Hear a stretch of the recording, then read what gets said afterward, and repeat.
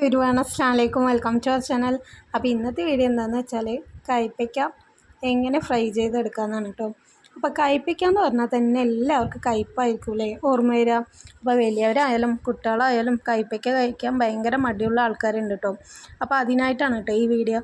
അപ്പോൾ അതിൻ്റെ കൂടെ തന്നെ പൊട്ടാറ്റയും ഈ കയ്പ്പയ്ക്കയും കൂടി നന്നായിട്ടൊന്ന് ഫ്രൈ ചെയ്തെടുത്താലും അടിപൊളി ടേസ്റ്റാണ് കേട്ടോ. അപ്പോൾ എങ്ങനെയാണെന്ന് നോക്കാം. അപ്പോൾ ഇതിന് ഞാൻ തൊലി കളഞ്ഞ് അതുപോലെ തന്നെ കയ്പ്പയ്ക്കയുടെ കുരുവൊക്കെ കളഞ്ഞ് നന്നായിട്ട് കഴുകി വൃത്തിയാക്കി ഇതുപോലെ ഒന്ന് കട്ട് ചെയ്തെടുക്കാം കേട്ടോ.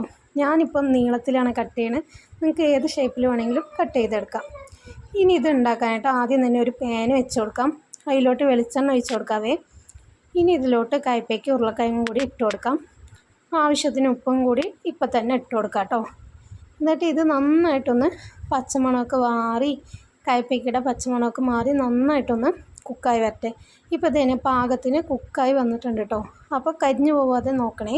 അപ്പോൾ ഇതിലോട്ട് ഒരു നുള്ള മഞ്ഞൾപ്പൊടിയും ആവശ്യത്തിന് മുളക് പൊടിയും കൂടി നമുക്ക് ഇട്ട് കൊടുത്ത് ഇതുപോലെ ഒന്ന് നന്നായിട്ടൊന്ന് മിക്സ് ചെയ്ത് കൊടുക്കാവേ. ഇതിൽ വെള്ളം ഒഴിക്കാൻ പാടില്ല കേട്ടോ.